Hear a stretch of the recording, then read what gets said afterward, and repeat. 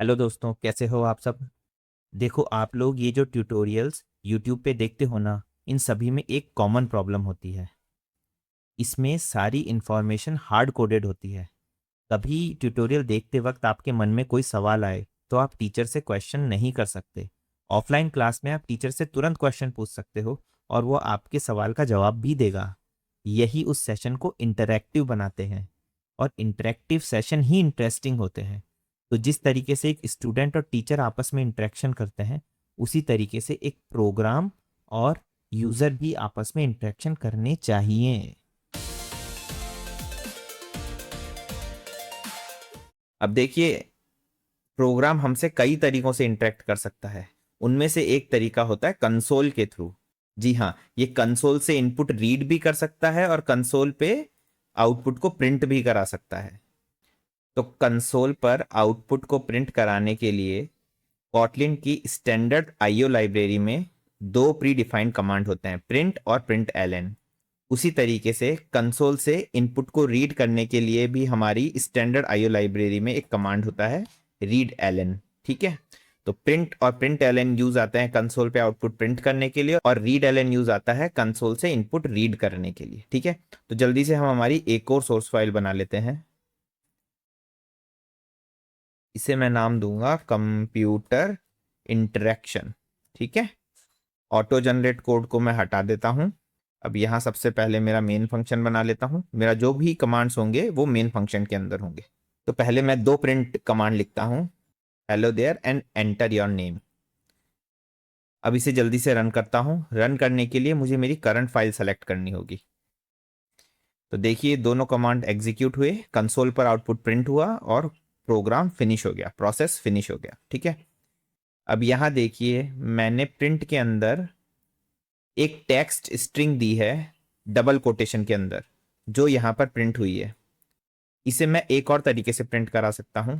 एक वेरिएबल बनाते हैं, ठीक है, एंटर नेम के नाम से। और ये जो स्ट्रिंग मैंने यहां पर प्रिंट स्टेटमेंट के अंदर लिखी थी, इसको मैं इस वेरिएबल को असाइन कर देता हूं। ठीक है।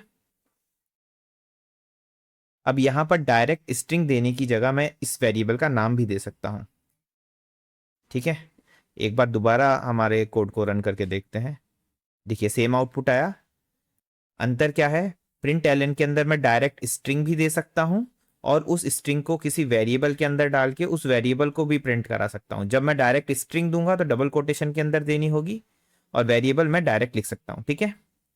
अब चलिए हम कंसोल से रीड करते हैं।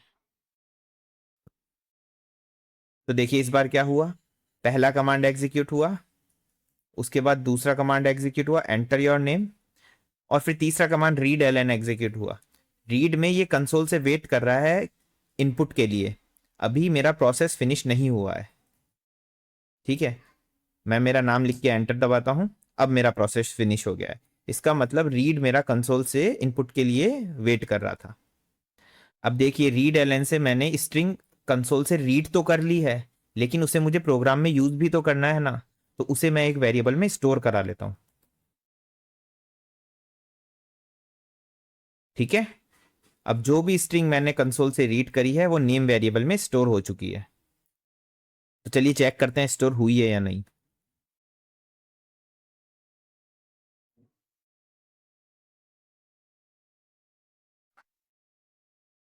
प्रोग्राम यहाँ वेट कर रहा है इनपुट के लिए। मैंने मेरा नाम दिया, और यहाँ पे देखिए उसने फिर वही नाम जो उसने इनपुट लिया उसको दोबारा प्रिंट करा दिया। ठीक है।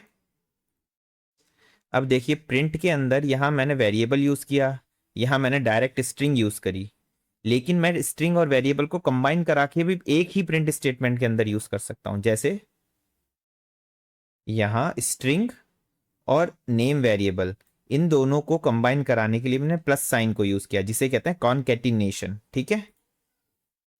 अब देखते हैं आउटपुट कैसा आता है। कंसोल पे ये इनपुट के लिए वेट कर रहा है। इनपुट दिया, योर नेम इज तुषार। तो उसने स्ट्रिंग और वेरिएबल को कंबाइन कर दिया। ठीक है। आप जितने चाहें उतने वेरिएबल और स्ट्रिंग्स को आपस में कंबाइन करा सकते हैं।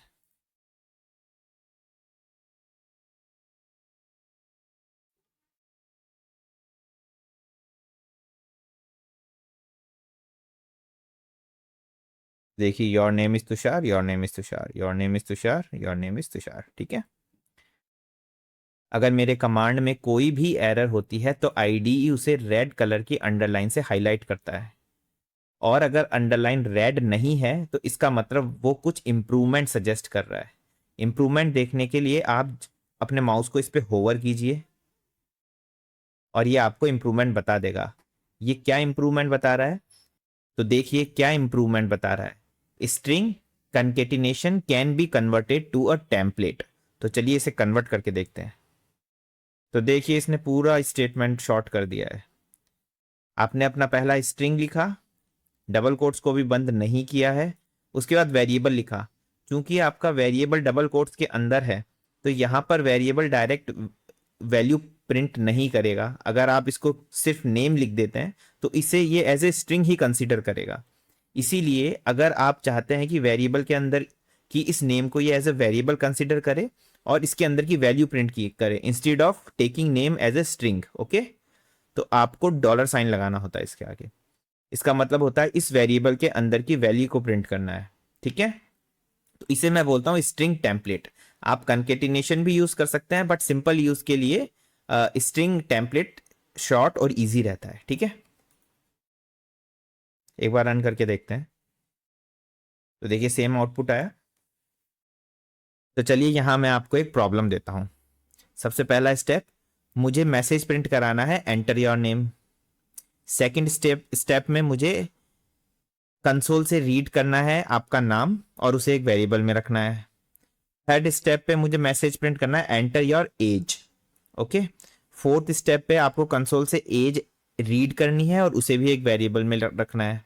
एंड फिफ्थ स्टेप पे आपको क्या करना है, आपकी एज और आपका नेम दोनों को प्रिंट कराना है कंसोल पे। तो यहां पर वीडियो को पॉज कीजिए और जल्दी से एक बार ट्राई कीजिए। तो चलिए एक बार मेरे साथ भी कर लीजिए। पहला मैसेज कंसोल पे प्रिंट कराएंगे, एंटर योर नेम। उसके बाद एक वेरिएबल बनाएंगे नेम और उसे हम कंसोल से रीड करेंगे। फिर तीसरा कमांड हमने लिखा कंसोल पे आउटपुट के लिए, एंटर योर एज। फिर हमने एक वेरिएबल बनाया एज और उसे भी हम कंसोल से रीड करेंगे। और लास्ट स्टेप में हम मैसेज प्रिंट कराते हैं, हेलो स्ट्रिंग लिया, नेम वेरिएबल के अंदर जो भी है उसे प्रिंट करो, फिर एक और स्ट्रिंग ऐड करी योर एज इज, फिर एज के वेरिएबल के अंदर है उसे प्रिंट करा दिया। ठीक है, इसे एक बार रन करके देखते हैं। तो देखिए एंटर योर नेम एग्जीक्यूट हुआ, उसके बाद कर्सर नीचे वाली लाइन पे आ गया है और ये वेट कर रहा है मेरे इनपुट के लिए। फिर उसके बाद third command enter your age print हुआ और कर्सर फिर से नीचे वाली लाइन पे आ गया और ये वेट कर रहा है फिर से मेरे इनपुट के लिए। और जैसे ही मैंने थर्ड कमांड दिया इसने दोनों को प्रिंट करा दिया, hello Tushar your age is 32। अब देखिए यहां पर मैं चाहता हूं कि ये हेलो तुषार और योर एज इज 32 ये दोनों अलग अलग लाइन में प्रिंट हो। तो आप क्या क्या कर सकते हैं, इसके लिए क्या क्या सॉल्यूशन है आपके पास। तो देखिए इसके लिए मेरे पास कई सॉल्यूशन है। पहला तो ये कि मैं नेम और एज दोनों को अलग अलग प्रिंट एलन कमांड से प्रिंट करूं।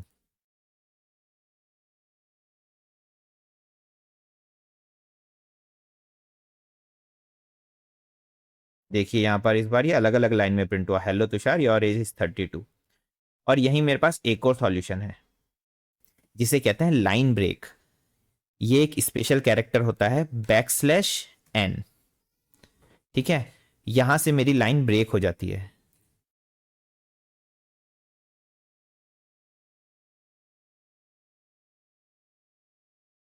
देखिए इस बार मैंने एक ही प्रिंट कमांड लिखा है बट मैंने स्पेशल कैरेक्टर \n यूज किया है जो कि है लाइन ब्रेक। ये यहां से लाइन को ब्रेक कर देता है। ठीक है, अब एक चीज और देखिए, जैसे ही मैंने पहला कमांड एग्जीक्यूट किया एंटर योर नेम, ठीक है, और सेकंड कमांड में मैं रीड एलन से कंसोल से इनपुट के लिए वेट कर रहा हूं। तो इस सेकंड कमांड में मेरा कर्सर सेकंड लाइन पे आ गया कंसोल में। मैं ये नहीं चाहता, मैं चाहता हूं कि कर्सर यहीं पर वेट करे मेरे इनपुट के लिए। ठीक है, इसके लिए मैं क्या यूज करूंगा, इसके लिए मैं प्रिंट एलन की जगह प्रिंट यूज करूंगा। अब देखिए मेरा कर्सर यहीं पर है, वो नीचे नहीं गया है, ठीक है। एज में वो नीचे गया क्योंकि मैंने प्रिंट एलन यूज कर रखा है। प्रिंट और प्रिंट एलन में क्या अंतर है, प्रिंट एलन में स्लैश एन इंक्लूडेड होता है एट द एंड, तो बैक स्लैश एन मैं यहां लगा देता हूं एक बार, ठीक है। अब आप देखेंगे इस प्रिंट का आउटपुट भी सेम प्रिंट एलन की जैसा आएगा। कर्सर कहाँ गया, नेक्स्ट लाइन में। तो प्रिंट और प्रिंट एलन में सिर्फ इतना ही अंतर है कि जो बैक स्लैश एन है लाइन ब्रेक, वो प्रिंट एलन में एट द एंड इंक्लूडेड रहता है, ठीक है। अब मान लीजिए मुझे स्ट्रिंग के अंदर डबल कोटेशन प्रिंट कराना है स्क्रीन पे। मैं जैसे ही डबल कोटेशन लिखूंगा प्रिंट समझेगा कि मेरी स्ट्रिंग यहां से यहां तक एंड हो गई है, वो इस डबल कोटेशन को कंसोल के ऊपर प्रिंट नहीं कराएगा। तो इसके लिए मैं एस्केप सीक्वेंस कैरेक्टर यूज करता हूं, जिसे बोलते हैं बैकस्लैश। जैसे ही मैंने बैकस्लैश लगाया, इसके बाद आने वाला सीक्वेंस ये एज ए कीवर्ड एस्केप कर देगा। तो देखिए डबल कोट प्रिंट हो गया। जैसे आपको डॉलर प्रिंट कराना है तो मैं डॉलर भी प्रिंट करा सकता हूं। अब इस डॉलर के आगे ये कोई वेरिएबल एक्सपेक्ट नहीं करेगा, ये इसे as a simple character expect करके प्रिंट करा देगा, ठीक है। तो आज हमने क्या क्या सीखा, हमने सीखा कंसोल पे आउटपुट को कैसे प्रिंट कराया जाता है प्रिंट एलन और प्रिंट की मदद से। हमने सीखा कंसोल से आउटपुट कैसे रीड किया जाता है रीड एलन कमांड की मदद से, ठीक है। और हमने सीखा कि हम एक ही प्रिंट कमांड के अंदर अलग अलग स्ट्रिंग्स और वेरिएबल को कैसे कॉन्केटिनेट कर सकते हैं। हमने साथ ही सीखा कि हम स्ट्रिंग टेम्पलेट को कैसे यूज कर सकते हैं। This is string template, this is not concatenation. For concatenation I use plus sign, ठीक है। और हमने साथ में कुछ स्पेशल कैरेक्टर सीखे, जैसे लाइन ब्रेक। हमने सीखा एस्केप सीक्वेंस जो कि है बैकवर्ड स्लैश। तो आज के लिए इतना ही। नेक्स्ट लेक्चर में हम वेरिएबल और डेटा टाइप को डेप्थ में स्टडी करेंगे, ठीक है। अगर आप बिगिनर हैं और बिल्कुल स्टार्टिंग से कॉटलिन सीखना चाहते हैं तो चैनल को तुरंत सब्सक्राइब कीजिए।